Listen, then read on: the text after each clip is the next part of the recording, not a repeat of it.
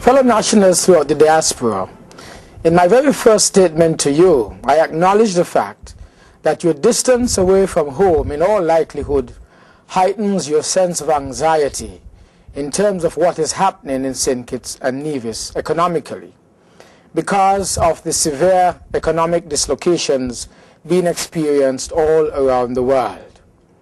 I promise then to keep you abreast of our economic performance, and I think that this would be a good time to share with you some pertinent information in this regard. On June the 1st, 2009, the International Monetary Fund, the IMF, issued its most recent assessment of St. Kitts and Nevis. As you know, the IMF issues country reports on a regular basis in order to be completely transparent regarding its assessment of various countries, and it is in keeping with this tradition, or indeed with this requirement, that this most recent assessment of St. Kitts and Nevis was issued. First, the fund identified the very real threats which our country has had to face over the past year: the global economic crisis, the collapse of the Trinidad and Tobago-based CL Financial Group, Hurricane Omar, high food prices prior to our own imposition of price controls, and the high fuel prices with which the world has had to contend, and so on. These externally generated shocks, and the fund makes clear that these were all externally generated, will, according to the fund's projections, cause our 2009 growth to be 1.2% less than the 3.2 recorded back in 2008.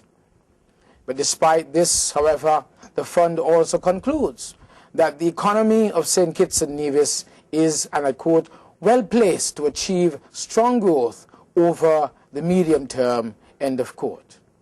And the fund goes on to specify that this anticipated growth will be based on your government continuing to implement the appropriate policies we have been embracing and pressing on with the reform agenda that we have already initiated.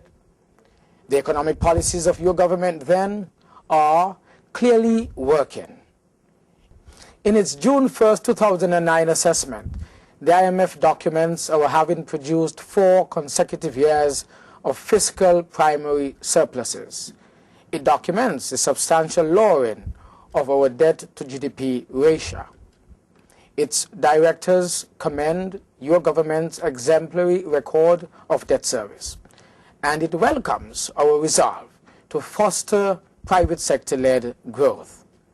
Most importantly, it, I repeat, concludes that the economy of St. Kitts and Nevis, and I quote, is well placed to achieve strong economic growth over the medium term, end of quote, as long as our government continues to implement appropriate policies.